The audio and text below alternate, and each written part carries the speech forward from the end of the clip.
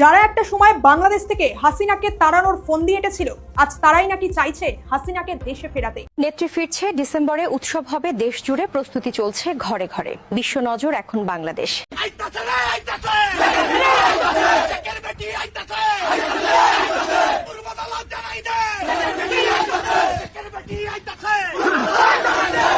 শেখ হাসিনা ডিসেম্বরের মধ্যেই আসবে ইনশাল্লাহ, এটা চূড়ান্ত হয়ে গেছে।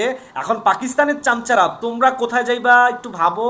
3 দিকে ভারত, একদিকে বঙ্গোপসাগর, তো তোমরা কোথায় যাবা ঠিক করছো? যাই হোক, আমার কথা শুনে কি রাগ করলা? বাংলাদেশের পররাষ্ট্র মন্ত্রণালয়ের মুখপাত্র যখন বলেই দিয়েছেন যে প্রধানমন্ত্রীর ভারত সফর হচ্ছে না, অনুকূল পরিবেশ নেই, অনুকূল পরিবেশ হলে তখন বিবেচনা করা যাবে, তখন ভারতের বাংলাদেশে নিযুক্ত হাই কমিশনার দীনেশ ত্রিবেদী বারবার আশা প্রকাশ করেই যাচ্ছেন এবং তিনি এই কথাও বলছেন যে তারেক রহমানের জন্য দিল্লি অপেক্ষা করছে। শুধু সেটাই কি বলছেন, তিনি এটাও বলছেন যে তারেক রহমান মানে ভারতে গেলে তাকে বীরোচিত সম্বর্ধনা দেয়া হবে। জাতিসংঘের এই রিপোর্ট নাকি আওয়ামী লীগের প্রোপাগান্ডা বা অপপ্রচার। আবার স্বরাষ্ট্রমন্ত্রী স্পষ্ট জানিয়ে দিয়েছেন, রিপোর্ট না পড়ে তিনি এটিকে প্রত্যাখ্যান করছেন। প্রশ্ন উঠছে, সরকার যা অস্বীকার করছে, মাঠের অবস্থা কি তার উল্টো কথা বা বিপদের ইঙ্গিত দিচ্ছে না? একেবারে দায়িত্ব নিয়ে বলতেছি, আগামী 27 সালের মাঝামাঝি তত্ত্বাবধায়ক সরকারের অধীনে মধ্যবর্তী জাতীয় সংসদ নির্বাচন অনুষ্ঠিত হবে। বলেন আলহামদুলিল্লাহ। তত্ত্বাবধায়ক সরকারের প্রধান হিসেবে কে নিযুক্ত হবেন তাও 95% মতো এগিয়ে রয়েছে। বঙ্গবন্ধু কন্যা জননেত্রী শেখ হাসিনার স্বদেশ প্রত্যাবর্তনের বহরে শুধুই যে আন্তর্জাতিক মিডিয়া যুক্ত থাকবেন তা নয়, বিদেশি অনেক রাষ্ট্রদূতরা সেদিন সশরীরে উপস্থিত থাকবেন। এমনকি দক্ষিণ এশিয়ার যুক্তরাষ্ট্রের বিশেষ দূত অর্থাৎ ডোনাল্ড ট্রাম্পের ঘনিষ্ঠ বন্ধু মিস্টার সার্জিও গোর ও সেদিন উপস্থিত থাকবেন। সম্প্রতি বাংলাদেশের সফরে আসা মিস্টার সার্জিও গোরের সাথে বৈঠক শেষে বাংলাদেশের কথিত পররাষ্ট্রমন্ত্রী খলিলুর রহমান ওরফে রোজার রহমান গণমাধ্যমের সামনে এসে যে বক্তব্য বা সাক্ষাৎকার দিয়েছেন, তার কথা বলার ধরন এবং চেহারার এক্সপ্রেশন দেখে বোঝাই যাচ্ছিল যে তিনি খুবই নার্ভাস। তবে সাবেক প্রধানমন্ত্রীকে বাংলাদেশের কাছে হস্তান্তর বা প্রত্যর্পণের যে আনুষ্ঠানিক অনুরোধ জানানো হয়েছে সে বিষয়ে তিনি প্রক্রিয়ার বিষয়টি সামনে আনেন। জয়সল জানান, প্রত্যর্পণের এ ধরনের অনুরোধ ভারতের প্রতিষ্ঠিত আইনি ও প্রশাসনিক প্রক্রিয়ার অংশ হিসেবে বর্তমানে গুরুত্বের সঙ্গে পর্যালোচনা করা হচ্ছে। এতে বোঝা যায় যে বিষয়টি চূড়ান্ত সমাধান না হলেও দিল্লি এটিকে তাদের প্রাতিষ্ঠানিক প্রক্রিয়ার মধ্য দিয়ে আনুষ্ঠানিকভাবে বিবেচনা করছে। এই রুহুল কুদ্দুস দুলু বিএনপি নেতা বলতাছে, ফ্যাসিস্ট আসলে আমরা কেউ বাঁচতে পারবো না, তোমরা বাঁচবা কি মরবা সেটা সময় বলে দিবে, কিন্তু আওয়ামী লীগ এই দেশে আসবে। জননেত্রী শেখ হাসিনা যা বলে তাই করে, কথা লাউড এন্ড ক্লিয়ার। আমার একটা বিশ্বাস আছে যে দিন আসবেই, এভাবে একটা দেশ চলতে পারে না, এভাবে চলতে পারে না। এক বিশ্ব বাটপার গেছে, এখন খাম্বা, গ্রেনেড হামলা, অস্ত্র চোর, আকার বাড়ি, তারা এখন ক্ষমতায়, আরো পোয়াবারো যুদ্ধ অপরাধী তারা পার্লামেন্টে। কি দুর্ভাগ্য এই দেশের মানুষের, বারবার যখনই একটা উঠে দাঁড়ায় তখনই এরকম একটা চক্রান্তে পড়ে যায়, আর মানুষ কত তাড়াতাড়ি বিভ্রান্ত হয়ে যায় সেটাও আমার অবাক লাগে। তা আমি এটি বলবো যে আজকে এখানে আপনারা প্রচন্ড নির্যাতনের শিকার, জীবন জীবিকার পথই বন্ধ হয়ে গেছে অনেকের, আমি জানি খুব কষ্টের মধ্যে আছেন। তবে মনোবল হারাবেন না। যখন আমরা কিছু হারাই, হারাবার কিছু থাকে না, তখন তো মনের শক্তিটা ছাড়া আর কিছু থাকে না। আমাদের তাই আছে। আমি, আমার ছোট বোন রেহানা, আমাদের 5টা বাচ্চা, সবাই মামলা দিয়ে সাজা দিয়ে দিয়েছে। নিজেদের জুলাই যোদ্ধা পরিচয় দিয়ে এ কেমন বিচার? কোটা নাকি মিথ্যা, এই স্লোগানে উত্তাল হয়ে উঠেছিল বাংলাদেশ, যে কারণে শেখ হাসিনা সরকারের পতন ঘটে। কিন্তু এখন তো দেখা যাচ্ছে সেই জুলাই যোদ্ধারাই কোটার সুবিধা নিচ্ছে। তাহলে তারা কি এটা মেনে নিচ্ছে যে 2024-এর কোটা আন্দোলন ছিল ভুল? সেই আমেরিকায় নাকি চাইছে এখন হাসিনাকে ফেরাতে, কারণ আমেরিকার এজেন্ডা পূরণ হয়নি। মোহাম্মদ ইউনূসকে যে কারণে বাংলাদেশের সিংহাসনে বসিয়েছিল এই ডিপ স্টেট, তাই এজেন্ডা কিন্তু পূরণ করতে পারেননি ইউনূস। তাই ফের নতুন করে আমেরিকা চাইছে শেখ হাসিনাকে ফেরাতে। এটা যে হাসিনা সম্পর্কিত বিষয় সেটার বলার অপেক্ষা রাখে না। এখন দেখার শেষমেশ ঠিক পরিস্থিতি কোন দিকে গড়ায়, এবং পাশাপাশি শেখ হাসিনার এই ডিসেম্বরে ফেরার বিষয়ে কতটা তৎপরতা লক্ষ্য করা যায়। এমনিতেই ভারত আর আমেরিকার যৌথ উদ্যোগ অনেক কিছু বলে দিচ্ছে। অনেকে এটাও বলছেন যে তারেক রহমান যে সেপ্টেম্বরের বদলে আগস্টের শেষের দিকেই ভারতে যাবেন, তখনই নাকি ঠিক হয়ে যাবে শেখ হাসিনা আসলে কোন দিন ফিরছেন।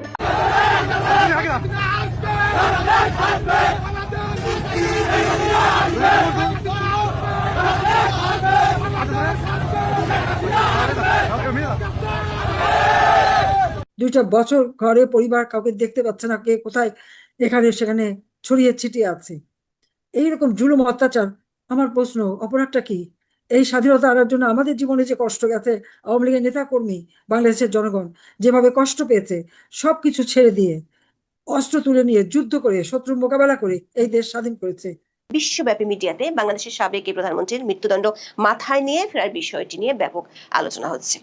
কিছুদিন আগেও এই ঘোষণাটি ছিল শেখ হাসিনা বিরোধী পক্ষের কাছে এক ধরনের রাজনৈতিক স্ট্যান্ডবাজি। তবে এখন আন্তর্জাতিক বিশ্লেষকদের আলোচনার বড় বিষয় দুটি। এক, শেখ হাসিনার দেশে ফেরার এই ঘোষণা নিয়ে ভারত বাংলাদেশের সম্পর্ক কোথায় গিয়ে দাঁড়ায়, মানে শেখ হাসিনার দেশে ফেরা নিয়ে দেশ দুটির মধ্যে আসলে কোনো ধরনের সমঝোতা হচ্ছে কিনা।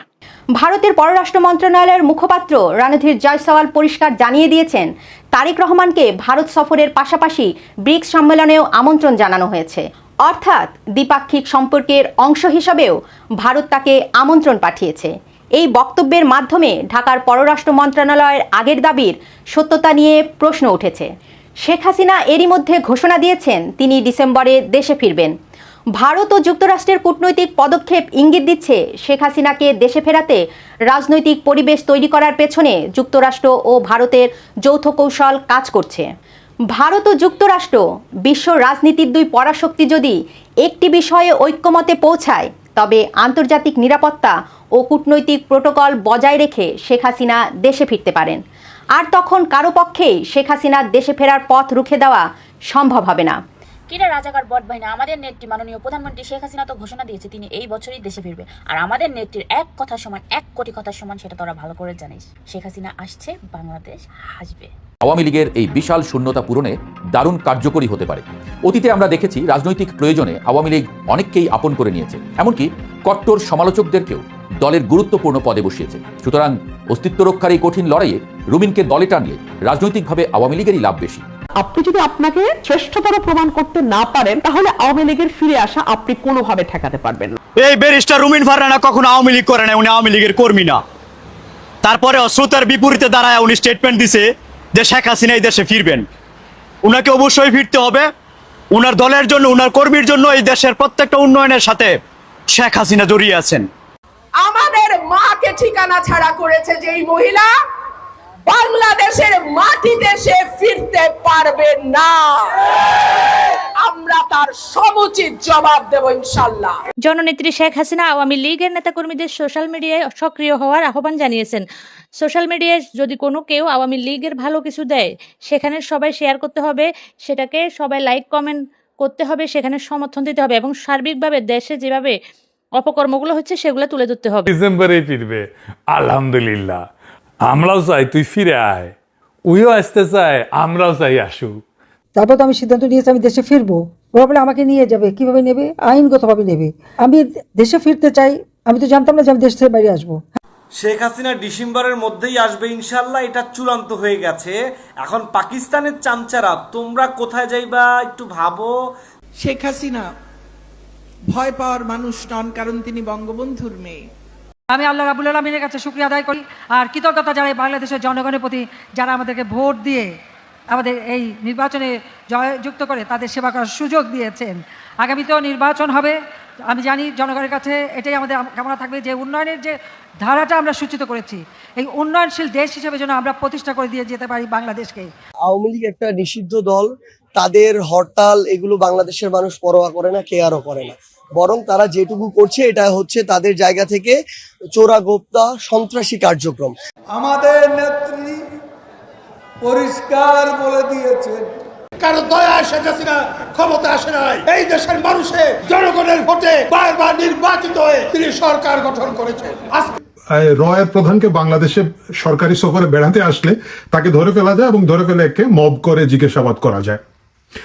এটা যেহেতু আমাদের একটা স্ট্যান্ডার্ড, সেই সময় এসে তারেক রহমান একটা বিপদে পড়ে গেছেন, কারণ এরাই হচ্ছে তার সমর্থক বেস, এরাই হচ্ছে তার যাদের বল ভরসায় উনি ক্ষমতায় আছেন বা যাদের সমর্থনে তিনি আছেন। এই যে উগ্র ভারত বিদ্বেষের নামে একটা কাল্পনিক শক্তির মাধ্যমে তিনি আছেন, এদেরকে আবার ওনাকে খুশি করে রাখতে হয় এবং এই খুশি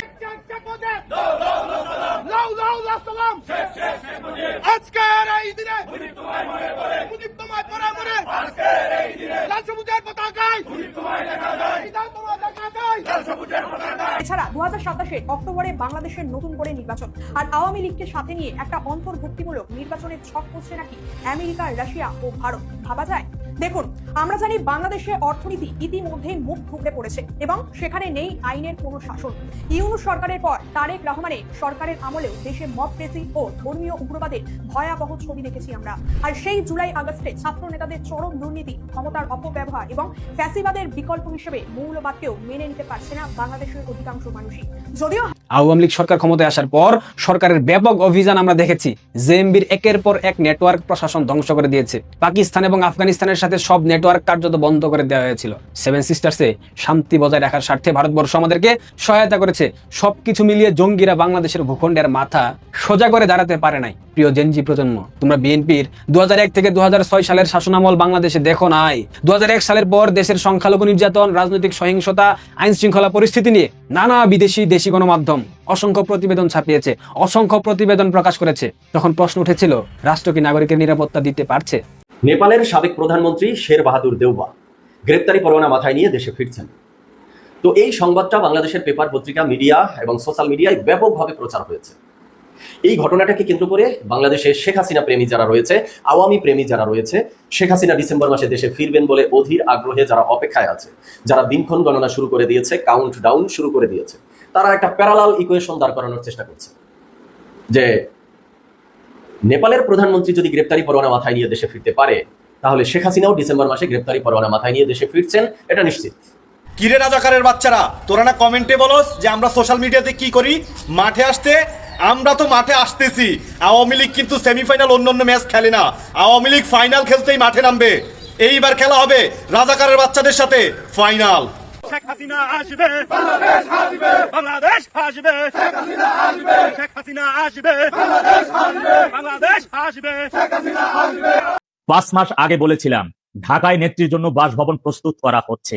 অনেকে বিশ্বাস করে নাই, নানান প্রশ্ন করেছেন, কিন্তু এইবারে সেই কথার প্রমাণ তো পাইছেন। দেখেন, দাদা ভাই যেটা বলবে সেটা শতভাগ ফলবে এমন কোনো কথা না। কোনোটা 80% ফলবে, কোনোটা আবার 20% ফলবে, কিন্তু একেবারে ফলবে না তা হইতে পারে না। মনে রাখবেন, বাংলাদেশ 6 ঋতুর দেশ। এখানে রাজনৈতিক পট পরিবর্তন, দাবার গুটি কখন কোন দিকে যায় এটা আমার আপনার চিন্তারও বাইরে। আওয়ামী লীগ নেতা জাহাঙ্গীর কবির নানক বলেন, অনেকেই বলে শেখ হাসিনাকে দেশে ফিরে আসতে। শেখ হাসিনা দেশে ফিরে আসলে তারা শেখ হাসিনাকে প্রোটেকশন প্রোটোকল দিবে। মানবতার ডাল বানিয়ে শেখ হাসিনাকে নিরাপত্তা দিতে হাজার লাখ কর্মী প্রস্তুত আছে।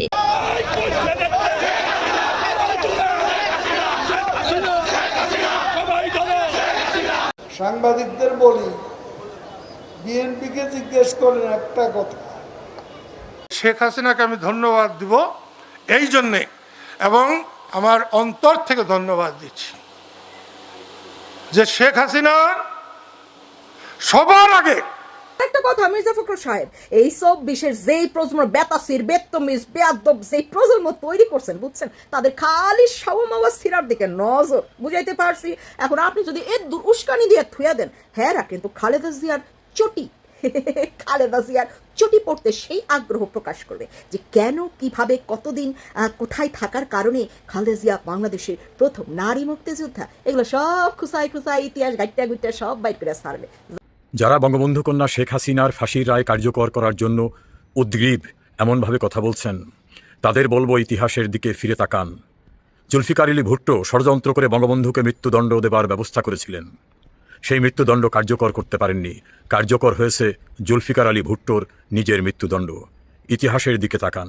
শেখ হাসিনাকে মৃত্যুদণ্ড দেবার এবং সেই মৃত্যুদণ্ড কার্যকর করার সক্ষমতা আল্লাহর উপর ভরসা রেখে বলতে পারি, পৃথিবীর কারণেই ইনশাআল্লাহ।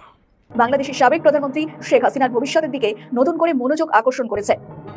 এর মধ্যে ভারতের কর্মকর্তারা ঢাকা এবং দিল্লিতে এক অস্বাভাবিক ধারাবাহিক বৈঠক করেছেন।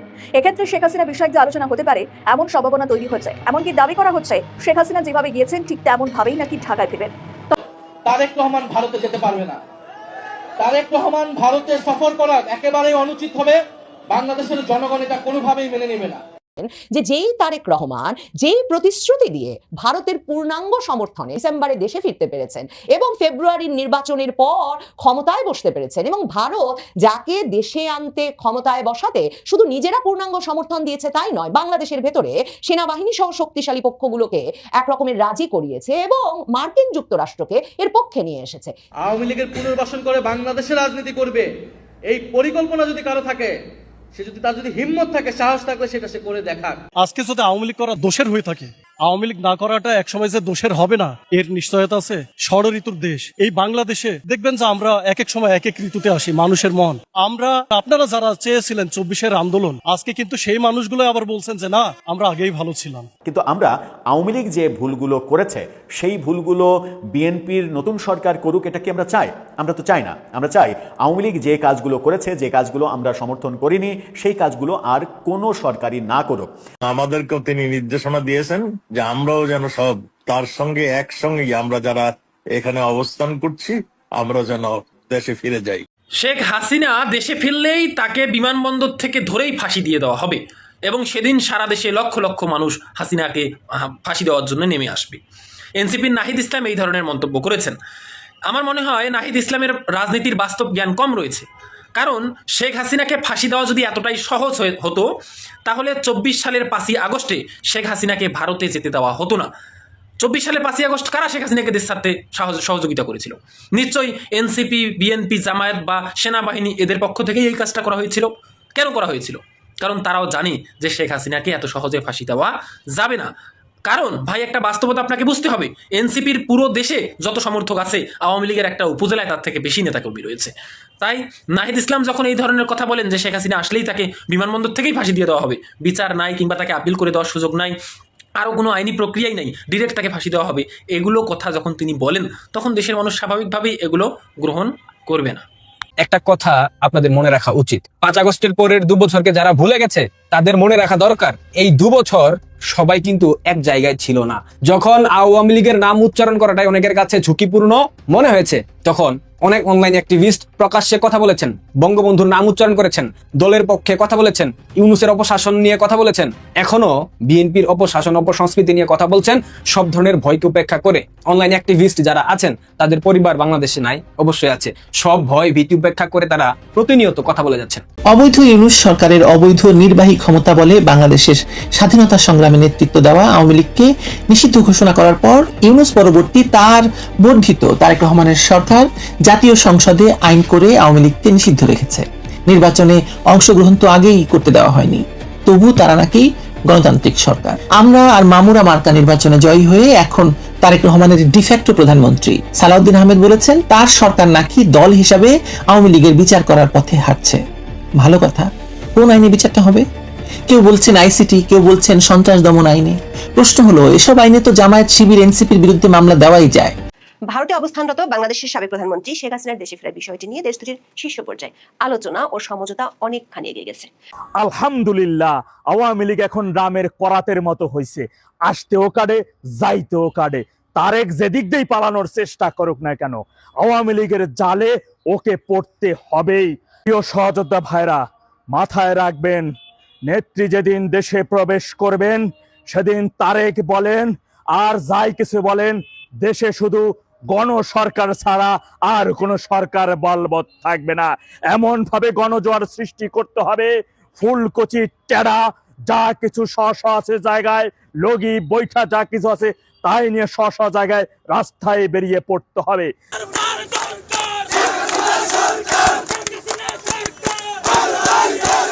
কথায় কথায় বাংলা ছাড়, চাঁদা বাজার দখলদার। স্বজনহারা বেদনা নিয়ে বেঁচে থাকা, তারপর ঘর বাড়ি ছাড়া অন্যের জায়গায় আশ্রয় নিয়ে থাকা, 6টা বছর এভাবেই আমাদের জীবন কাটাতে হয়েছে।